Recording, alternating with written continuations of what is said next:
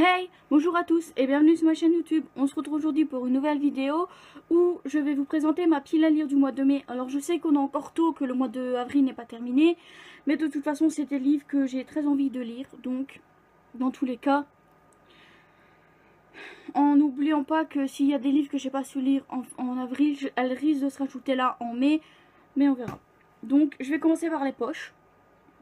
Voilà.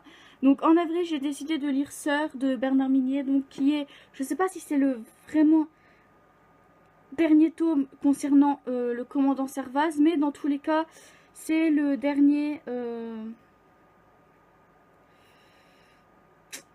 c'est le dernier Bernard Minier sorti en poche, parce que bien sûr, il y a une sortie grand format, donc l'autre sort en poche. Je pense que j'ai assez bien compris. Donc son nouveau, donc M, le bord de l'abîme, est sorti en grand format chez XO Édition au mois de mars. Ou en avril, je sais plus, non, c'était en mars. Et du coup, Sœur est sorti en poche, donc je vais pouvoir le lire et continuer la saga du commandant Servaz. Voilà. Je sais pas si je vous dis le résumé, mais en gros, Servaz en fait a eu une enquête en mai 93 où en fait il avait retrouvé une femme. Non, c'était deux petites filles, attendez.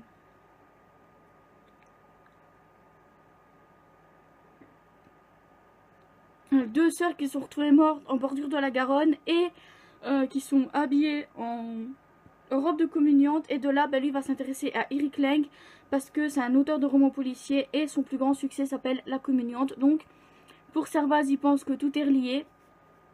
Mais voilà. Mais l'enquête va être un peu bouclée rapidement, on va dire. Et en 2018, il va retrouver la femme de cet Eric, en fait, morte, de la même manière que les petites filles, avec aussi une robe de communiante. Et c'est marqué une épouse, deux sœurs, trois communiantes. Et si l'enquête de 1993 s'était trompée de coupable. Voilà. Et j'ai vraiment hâte. Il est plus court que les autres. Voilà, je vais essayer de vous montrer. Nuit. Quoique Nuit est pas... Ouais, si Nuit est quand même un petit peu plus gros. Regardez, Nuit est là. Un petit peu plus gros que Sœur, mais...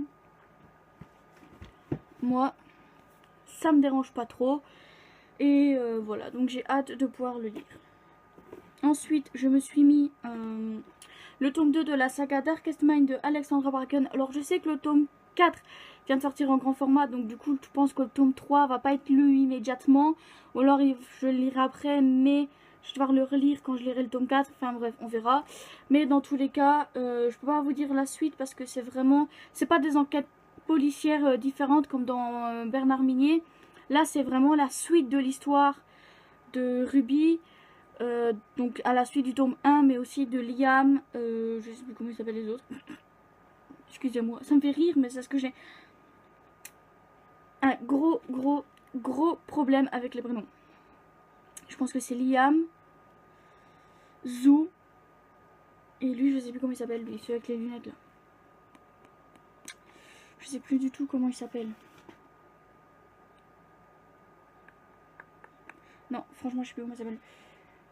Tant pis. Au pire, si ça me revient ou que je regarde, je le mettrai comme d'habitude en info, là dans une barre. Mais là, maintenant, je ne sais plus. Donc, c'est la suite des aventures de Ruby, Zou, Liam et le mec à lunettes. Voilà, parce que Liam, c'est lui. Ruby, Zou et l'inconnu. Voilà. En tout cas, dans le film, c'est comme ça qu'ils nous représentaient. Donc, je pense que c'est toujours la même chose là dans les livres. Et je me dis, s'il décide un jour de faire le 2, comme ça je l'aurais déjà lu. Et voilà, je l'aurais déjà lu. Voilà, donc Liam c'est sûr et certain parce que c'est écrit là derrière. Mais les Zou, j'en suis sûre aussi parce que c'est pas un vrai nom commun. Mais le dernier, je sais plus. Donc voilà, et j'ai hâte de pouvoir le lire et de voir ce que ça va donner suite à la fin du tome 2. Et donc ensuite je me suis mis le tome 3 de la saga Marketman. Donc le tome 3 est sur Rome, où là en fait Rome Archer, donc qui est le frère de Roule. Roule est le protagoniste du tome 1, voilà. Et donc je vais vous lire le résumé parce que de toute façon c'est un tome différent à chaque fois. Intrépide et pleine de vie, Cora Lewis est aussi celle qui veille sur ses amis tatoueurs du salon Marked où elle officie comme perceuse. Derrière son apparente gaieté se cache un cœur fragile, bien décidé à ne plus jamais succomber à la passion. Cora attend maintenant l'homme parfait, sans bagage douloureux ni histoire dramatique, avec qui elle pourra s'engager. Sous ses airs rassurants de soldat fraîchement revenu du front, Ram Archer est en fait têtu, autoritaire et traumatisé. A priori très éloigné du candidat idéal. Alors qu'il cherche un moyen de reprendre le cours de sa vie malgré les démons de la guerre qu'il poursuivent, Cora débarque pour l'éclairer de mille couleurs. Parfois, les mauvais choix peuvent se révéler les meilleurs. Alors, autant vous le dire tout de suite, on est le 23, j'ai toujours pas lu le tome 2, mais de toute façon c'est ma prochaine lecture. Mais dans tous les cas, j'ai hâte de pouvoir me le lire. Parce que de toute façon, chaque tome est différent. Donc je pense qu'en fait, on peut lire un peu chaque tome comme on le souhaite. Alors ensuite, je me suis mis Miroir de Mélissa Belvigne, donc au livre de poche. Donc qui est la suite de Paranoia. Parce que j'ai pas trop envie de faire traîner cette duologie dans... Enfin, ce dernier tome dans ma pile à lire. Voilà, j'ai pas trop envie de le faire traîner. Et de voir en fait ce qui se passe suite à au résumé en fait, parce que le résumé me donne beaucoup envie de lire le tome 2 donc, et mais bon, j'ai hâte de lire la suite, voilà, et voir pourquoi la saga a eu autant de mauvaises critiques.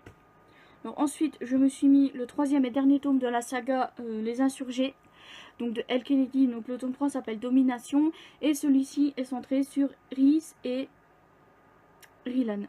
Voilà. Sur Rhys et Rilan, donc Rilan est un des insurgés faisant partie du camp de Connor. Connor étant le protagoniste du tome 1. Voilà. Et Rhys est elle aussi une insurgée, mais plus à l'ouest, je pense que c'est ça, qui elle a son propre clan, voilà. Et donc je vais vous lire le résumé. Malgré sa très magnétique personnalité, Rilan ne sent pas pouvoir séduire Rhys. Il adore les challenges, mais l'indifférence de Rhys n'est pas le seul obstacle à son opération de séduction. S'il veut Rhys, il faut qu'il réussisse à passer outre Sloane, qui monte la garde fidèlement auprès de la belle jeune femme. Sloane a toujours aimé Rhys, mais leur passé difficile a rendu impossible une histoire d'amour entre eux. Il sait que Rilan s'intéresse de près à elle, ce qui ne fait qu'intensifier la tension entre les deux hommes. La dernière fois que Rhys s'est trompée sur un homme, elle n'a eu d'autre option que de le tuer. Aujourd'hui, elle voudrait ne pas avoir à choisir, car elle sait qu'elle risque de perdre les deux hommes de sa vie. Voilà. Et j'ai toujours pas lu le tome 2, mais de toute façon, j'ai envie de vous dire, chaque tome est différent. Voilà. Donc. Ensuite, je me suis mis... Les Héritiers, tome 2, le Prince brisé de Erin Watt, donc qui est la suite des aventures de Reed et Ella. Voilà. Et franchement, la fin du tome 1 m'a fait criser. Et j'avais qu'une hâte en fait, c'était d'ouvrir le tome 2 directement. Mais je me suis dit, tu t'es dit un tome par mois, donc tu vas pas commencer à changer tes résolutions. Et j'ai vraiment hâte de pouvoir plonger dans ce livre-là. Mais celui d'après me fait encore plus envie en fait. Voilà. Donc je peux pas vous lire le résumé vu que c'est la suite des aventures. Ça serait sur un autre couple. Je m'en fous, mais là non. Et donc, en dernier, je me suis mis cette putain de grosse bricasse. Hein, voilà. Qui fait, ma foi, plus de 750 pages. Alors déjà le deuxième, j'avais peur de casser le dos. Mais alors le troisième... Ouais, le troisième, ça va être un peu dur. Hein. Clairement, ça risque d'être un peu dur.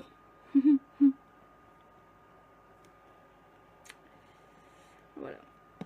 Mais j'ai vraiment trop hâte de lire le troisième et dernier tome, de terminer cette saga. Même si en même temps j'ai pas hâte parce que c'est le dernier tome, qu'on ne verra plus Kel et Lila et tout leur univers après.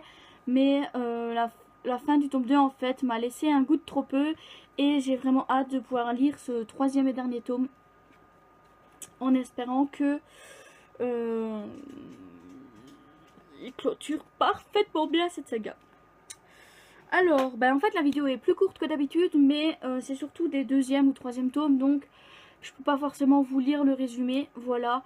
Mais sachez qu'en tous les cas, j'ai vraiment hâte de pouvoir lire tout ça, de vider un petit peu ma pile à lire parce que mon copain commence à en avoir marre en fait. Il a l'impression que ça s'accumule, alors que non, parce que je lis à peu près 10 livres par mois, enfin avant je lisais à peu près 10 livres par mois, donc ça partait beaucoup plus vite.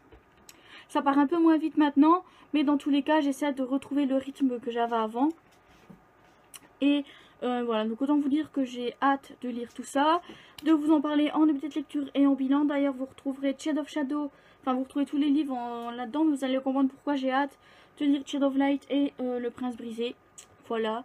Et moi, donc n'hésitez pas à laisser un pouce bleu, un commentaire, à vous abonner, à aller faire un tour sur mon Instagram aussi, ça coûte rien. Et moi, je vous dis à dimanche pour une prochaine vidéo. Bye bye!